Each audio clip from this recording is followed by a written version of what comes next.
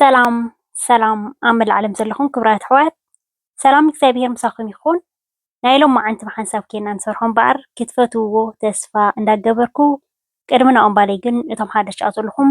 ላይክ ሳብስክራይብኩም እንዳገበርኩም ናይ ቻነል ቤተሰብ ክትኮኑ ብክብሪ ዕድመኩም። እቶም ምሳይ ፀናኹም ከዓ ከም ቀደምኩም ምትብባዕኹም ኣይፈለየኒ። እዚ ቪድዮ ብላይክ ጀምሮ።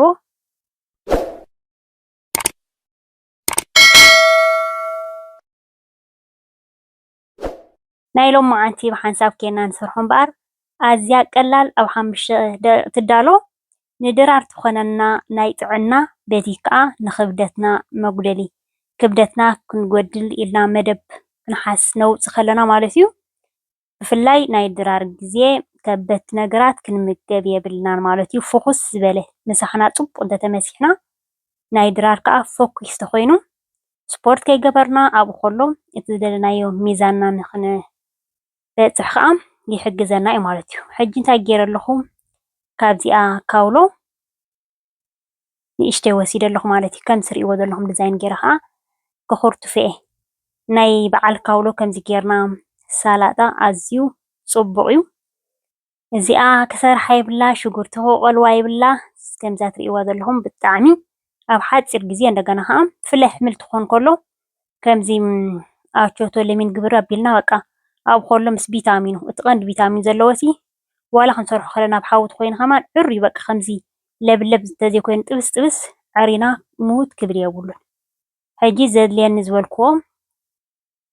ከም ትሪእዎ ዘለኹም ካውሎ ወሲደ ኣለኹ እንደገና ከዓ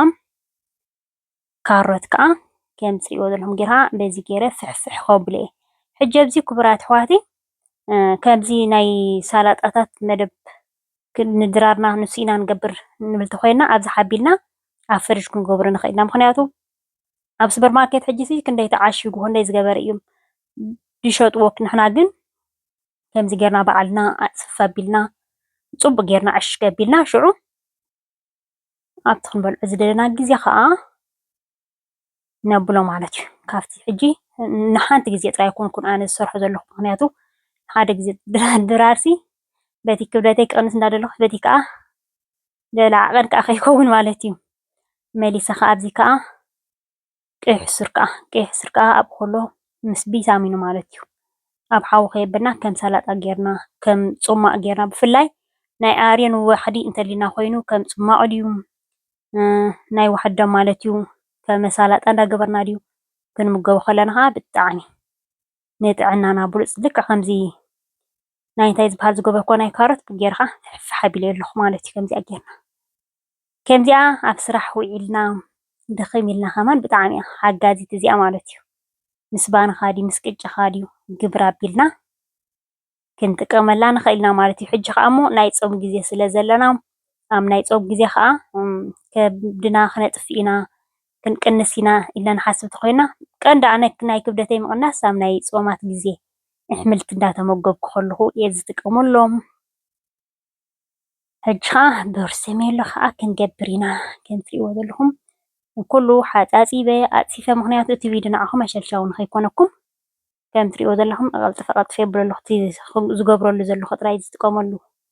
ስለዘይኮይኑ ፓብሪካ ከዓ ፍርቂ። ስለዚ ክቡራት ኣሕዋተይ እዚ ቪድዮ ካባኹም ዝደልዮ ላይክ ምግባር ኣይትረስዑ እዞም ኣሕዋተይ። ኣነ ከዓ ፅቡቅ ዝበልክዎ ናባኹም ሒዘ ንክመፅእ ከዓ ኣይሓምቕን እየ ማለት እዩ። ምክንያቱ ንስኹም ሳፖርቶ ጌርኩም ኣብ ጎነይ ተኮይንኩም ምክንያቱ ሓደ ግዜ ከምዚ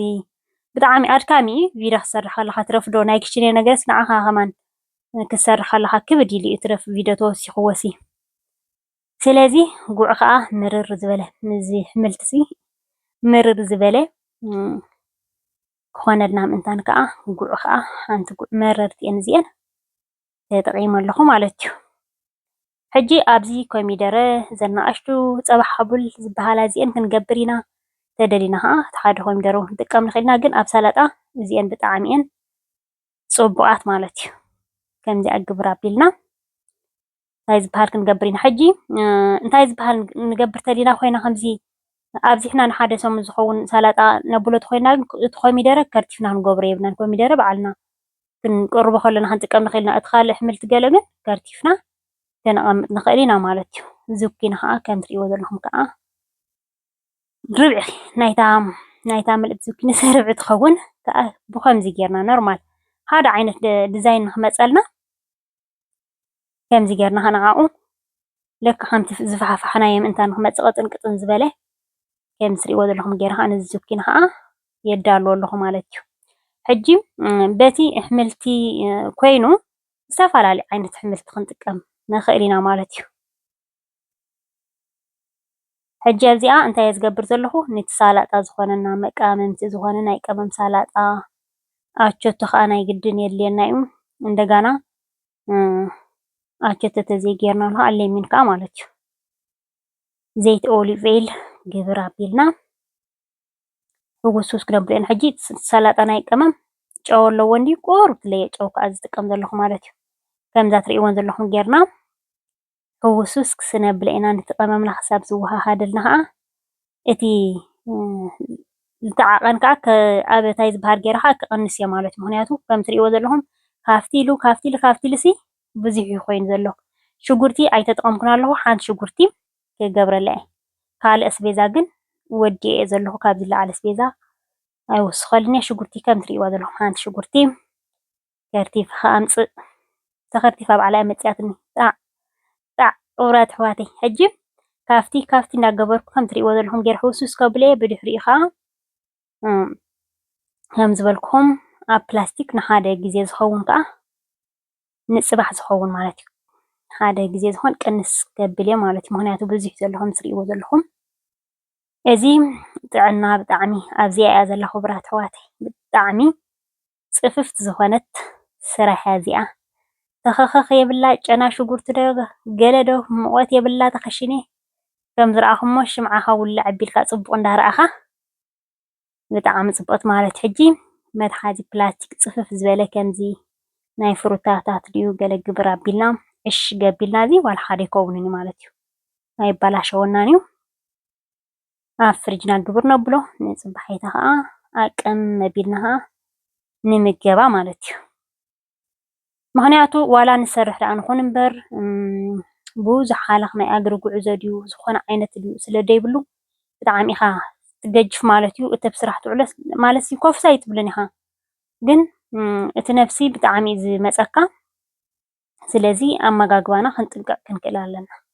ሕጂ እቲ ዘቃመምናዮ ናብኡ ከዓ ገይረ ኣለኹ ማለት እቲ ዘይቲ ኦሊቭ ኦይል ኣቾቶ ቀመም ጌርና ዝገበርናዮ ናብኡ ሕውስፍስ ኣቢልና ዓቢልና ከዓ ክንድርደር ኢና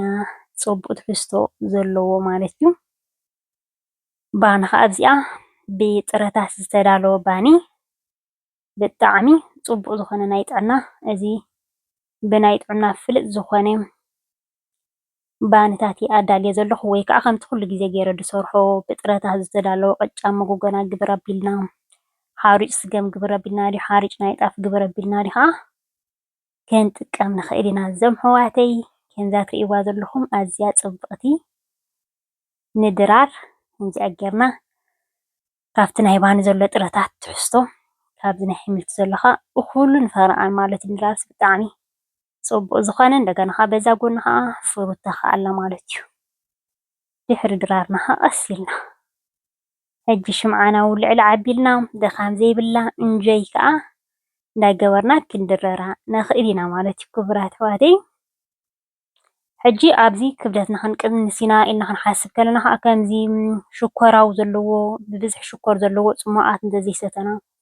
ማይ እንተሰተና ተመራፅ ማለት እዩ ምክንያቱ በቲ ክንቅንስ እንዳደለና ከለና መሊስና ከዓ ሽኮራው ዘለዎ ፅሟቃት ከዓ ክንሰቲ የብልና ብሓደ ኮይና ድሰራሕናዮ ክቡራት ኣሕዋተይ ንቀደም በሉ ኣይረሳዕኹን ኣዝያ ጥዕምቲ ዝኾነት ድራር ካብ ሓንሳብ ኬና ሰሪሕና ንሎማዓንቲ መደበይ ኣብዚ ከኣኽለኒኡ ጀሚረ ክሳብ ዝውድእ